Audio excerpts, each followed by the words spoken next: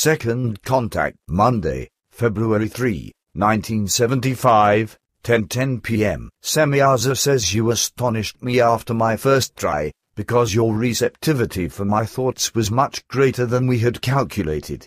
We really should long be used to surprises from you, for you have always shown over the years that you think far. Though your thought processes are often extreme, they do get to the point of the matter and find solutions to problems that remain closed to your contemporaries. Actually, you surprised me on my first visit when you remained silent and did not ask any questions when I gave you my various explanations. I am thinking about the discussion on space, time and null-time. At least there I thought you would have a question. Then I took the liberty to explore your thoughts and found that you really had no question, because you understood my clarification even more than what I said to you. Even for me, your way of thinking in spiritual and material regards is enormous and phenomenal, which I have never before noticed in any other Earth human. All of them, until now, were knowledgeable and capable of thinking only in one direction, or three maximum, while you are capable of thinking in any form you wish. You really hardly lag behind us at all if we disregard what you call book or school learning. As you yourself always say, this type of knowledge is not of great importance, but only spiritual knowledge and spiritual wisdom are the decisive ones, as you have already recognized long ago. And you are truly eminent in your knowledge. You do not lag behind us in that respect, quite the contrary. Billy says you are embarrassing me, Semjase. Everything seems to be praise and flattery today. I do not like this because it seems primitive to me. So, please, drop it. Semjase says you are very frank, as we are used to from you. However, I do not want to praise and flatter you, for we have long ago passed this stage as well. I am only giving you clear, factual statements, just as you yourself enjoy making them. Billy says then I am content and at peace. Semjase says so you no longer think I am primitive. Billy says certainly not, but why don't you search for it in my thoughts? Or should I perhaps apologize for saying this? Semjase says I do believe you and do not expect an apology from you. Apologies are only empty words and seldom represent the real sentiments behind them. On the other hand, I do not perceive your words as an offense, because I know very well that you only say what you sense or feel. To your fellow men your words may sound offensive, but only because they do not know and understand that you are speaking only from your feelings, guided by your own knowledge and wisdom. Because of this, a lot must also seem very primitive, even stupid, to you. But always remember, the majority of your fellow men are incapable of thinking and acting in a spiritual manner because they have never learned how to do that, and they are still too much entangled in the web of purely human urges, wishes and hopes, among other things. If I want to investigate your thoughts, then I do it only if it appears important to me. It is neither our ways nor our desire to simply penetrate the thoughts of others unless it is really important. Besides, none of us have the right to penetrate into the personal secrets of others. If one penetrates the thoughts of another person, the danger always exists of discovering more than was actually intended. Were we also to ignore this law, we would be able to decipher even your most intimate thought processes and secrets, and you could not amaze and astonish us again and again. Billy says what about this claim by so-called UFO contactees who pretend their friends from the stars only communicate telepathically amongst themselves? Semjase says certainly there are such beings who communicate only telepathically. However, their method of communication was telepathic from the very beginning, or else they simply allowed their spoken language to become neglected. But as far as we know, no beings who communicate only telepathically have ever come into terrestrial space. On the other hand, it must be noted that these so-called UFO contactees who claim such things, with certainty, have never had contact with human or other beings from outer space.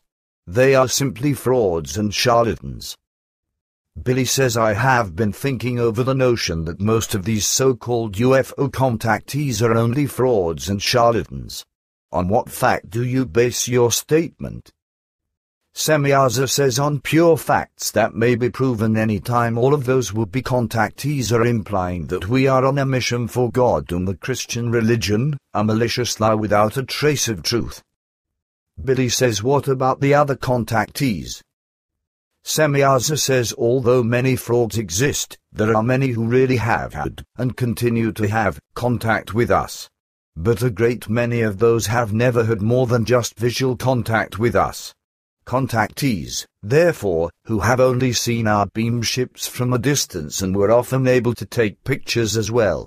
Only very few of them have had personal contact with us, which is the case even now. Most of them wrap themselves in silence in fear of their fellow men.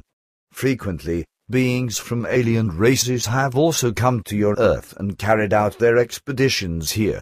They gathered various things that could be of service to their investigations. And it will always happen time and again that such beings come here and perform their studies. They come from the most diverse worlds and systems. They are often still new to space travel and perform their expeditions to expand their knowledge and understanding. It can also happen that they unintentionally come into contact with Earth people but then never return again. They are not power-hungry or the like because they are glad to finally have serenity and order in their own worlds. It can also happen here and there that they overpower some people from Earth, bring them into their beamships, examine them carefully with their instruments, and conduct a most detailed study of their anatomy. Without exception, though, they let these human beings go again, for they do not wish to harm them. They are often more humane beings than man on Earth. Unfortunately, however, there are also some rather barbaric beings traveling through space who come to Earth here and there. Many among them are power-hungry and evil. It can happen that they kidnap and abduct human beings from Earth as well as from planets in other systems and bring them to their home planets. These poor creatures then lead a life there as objects of exhibition or are used for experiments. Man on Earth and inhabitants of other worlds must be wary of these beings, for in their viciousness they often use great force. Feelings and other human traits and sentiments are often foreign to them, thus, a human life is nothing of value to them. Billy says that's all very interesting, Semjase, but somehow I have known this for a long time already. Semjase says for sure, I know that you think very far. Billy says well, okay, now please tell me one thing. You already have spoken several times of frauds and charlatans who have gone public with their fantastic UFO contact tales, and continue to do so. Can you give me some names? Semjase says absolutely, but you know most of them by name. Billy says nevertheless, please give me at least a few. Semjase says as you wish. With whom should I begin? Billy says first of all, I would be interested to know about Kenneth Arnold. Am I correct that he was not a fraud?